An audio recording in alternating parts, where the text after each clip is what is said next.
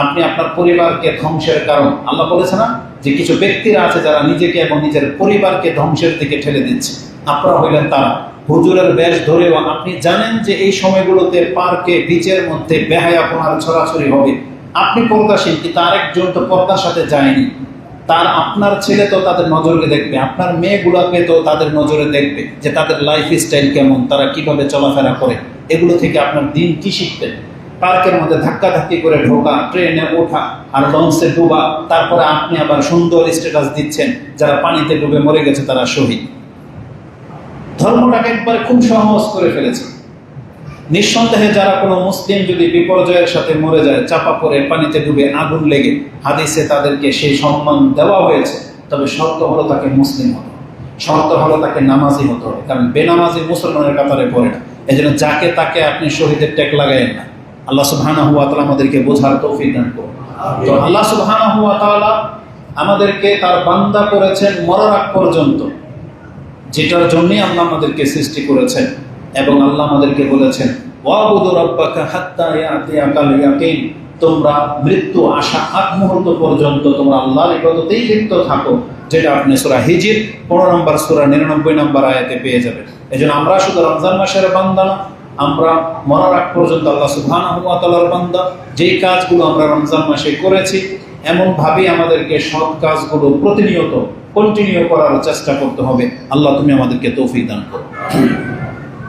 তৃতীয় মেসেজ যেটা থাকবে, প্রত্যেকটার জন্য আলাদা আলাদা একটা খুতবার প্রয়োজন, কিন্তু আমি সংক্ষিপ্তভাবে আপনার কাছে কথাগুলো পেশ করতেছি।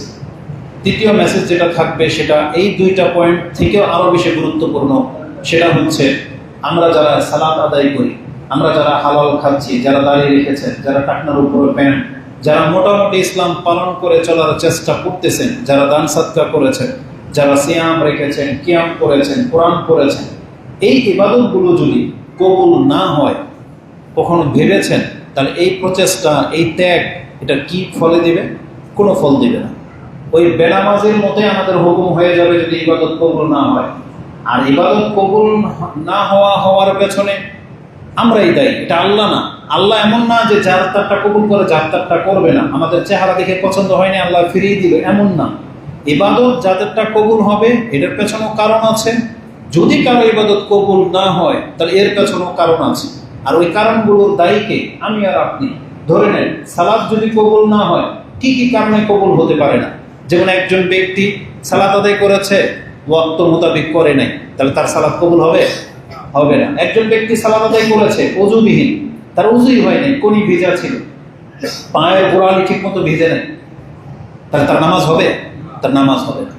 তাহলে নামাজ কবুল না হওয়ার পেছনেও একটা পাপ জড়িত। পাপটা কি? সুন্দর করে ওযু না করা, গুরুত্বের সাথে সালাত আদায় না করা, যারা রুকু সাজদা ঠিক মতো করে না, রাসূল বলেছেন তাদের নামাজ কবুল হবে না। তাহলে নামাজ কবুল না হওয়ার পেছনে রিজন হলো তার উদাসীনতা, তার অজ্ঞতা, তার ত্রুটি। তাহলে সেই জন্য সে শাস্তি পাবে, যেমন একটা বেনামাজি শাস্তি পাবে।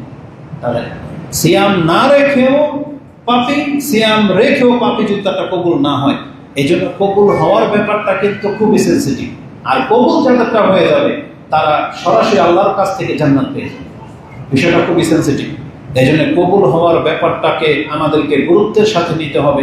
আসলে আমাদের সালাতদের কিছু উক্তি আমরা এই ক্ষেত্রে পাচ্ছি যে আমাদের পূর্বের সালাত যারা সাহাবায়ে কেরাম, তাবি, তাবা তাবি, তাদের চরিত্র কেমন ছিল, তাদের সম্পর্কে মুআল্লা ইবনুল ফদল তিনি রাজব ইবনে হাম্বল তার তাফসীরের মধ্যে, কিতাবের মধ্যে একটা কথা উল্লেখ করেছেন আমাদের সালাফদের সম্পর্কে। তিনি বলেন কানু ইয়াদউন আল্লাহ সিত্তাতা আশহুরি আই ইউবাল্লিগাহু রমাদান। তারা আল্লাহর কাছে 6 মাস আগে থেকে দোয়া করতে থাকতেন আল্লাহ আমাদেরকে রমজান মাসে পৌঁছে দেন।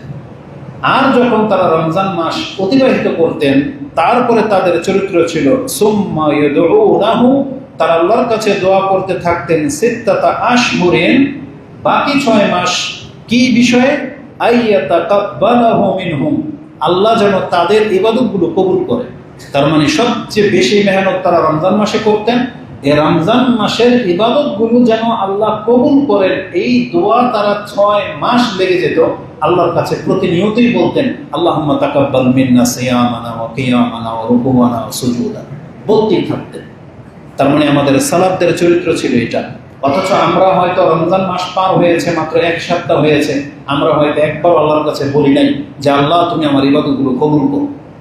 মানে আমরা এটা নিয়ে ভাবি না, বরং এটা নিয়ে আমাদেরকে ভাবতে হবে। আসলে আপনার ভাবনাকে জাগাই যে কিভাবে আপনি এটা ভাববেন। কোরআনে আল্লাহ সুবহানাহু ওয়া তাআলা মুমিনদের গুণ সম্পর্কে বলেছেন যে আল্লাযীনা হুম ওয়া ইযা আতাউ ওয়াল্লাযীনা ইউতুনা মা আতাউ ওয়া কুলুবুহুম ওয়াজিলাতুন আন্নাহুম ইলা রাব্বিহিম রাজিউন। আল্লাহ মুমিনদের গুণ সম্পর্কে বলতেছেন, মুমিন তো তারা যারা আল্লাহর সাথে শিরিক করে না এবং যারা আল্লাহর সামনে যতটুকু নিয়ে আসতে পারলো নিয়ে আসে, কিন্তু নিয়ে আসার পরেও তারা ভীত সন্ত্রস্ত। কিসের ভিত্তিতে? যে আমাকে তো আমার রবের সামনে দাঁড়াইতে হবে। তার মানে সে নামাজে দাঁড়িয়েছে এবং ভীত সন্ত্রস্ত অবস্থায়, এখন যদি আমার নামাজে আমি কোনো গাফিলতি ত্রুটি করি, তাহলে আমাকে তো কাল কিয়ামতের মাঠে আল্লাহর সামনে দাঁড়াইতে হবে। আমাকে এই দায়িত্ব দেওয়া হয়েছে, ক্যাশে আমি বসেছি, এটা আমার দায়িত্ব, এটা আমি চেয়ে নিয়েছি, মানে আমি বেতনভুক্ত কর্মচারী।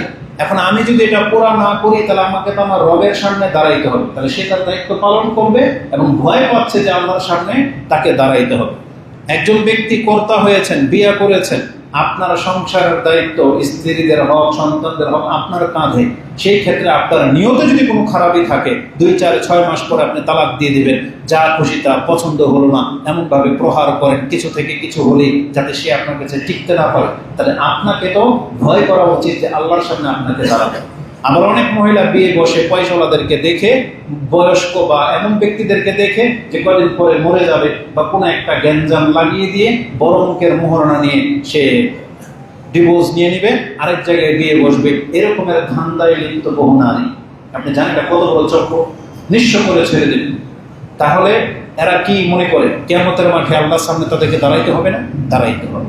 তাহলে আল্লাহ বলতেছেন মুমিনদের গুণ হলো তারা যতটুকু সম্ভব ইবাদত তো করে, দান সাদকা করতেছে, সিয়াম রাখে, সালাত আদায় করে, কিন্তু তারা ভয় পাচ্ছে আন্নাহুম ইলা রাব্বিহিম রাজিউন, আমাদেরকে আমাদের রবের কাছে যেতে হবে। উলাইকা ইউসারিউনা ফিল খায়রাত, আল্লাহ বলতেছেন এরাই হলো তারা যারা তাদের কর্মে অগ্রগামী। সারিউনা ফিল খায়রাত, যত কল্যাণকর কাজ আছে তারা সেগুলোতে অগ্রগামী। ওয়াহুম লাহা সাবিকুন, আর তারা সেই কাজগুলোতে প্রতিযোগিতা করে। এটা মুমিনদের গুণ। এই আয়াতটা সূরা মুমিনুনের মধ্যে রয়েছে 60 এবং 61। এই আয়াত সম্পর্কে আয়েশা রাদিয়াল্লাহু তাআলা আনহা তিনি বলেন, সাআলতু রাসূলুল্লাহি সাল্লাল্লাহু আলাইহি ওয়াসাল্লাম হাযিহিল আয়াত, এই আয়াত সম্পর্কে আমি জানতে চাইলাম যে এখানে কোন মুমিনদের আলোচনা করা হচ্ছে, যে মুমিনরা হয়তো ইবাদত করে কিন্তু পাপ করে ফেলেছে। যেমন আহুম আল্লাযীনা ইয়াশরাবুনাল খামর, যারা হয়তো মুসলিম কিন্তু মদ খেয়ে ফেলেছে, যারা হয়তো মুসলিম কিন্তু চুরি করে ফেলেছে, ওয়ায়াসরিকুন, যারা চুরি করে, তারা ভয়ে ভীত সন্ত্রস্ত, জানতো পাপ করে ফেলেছি।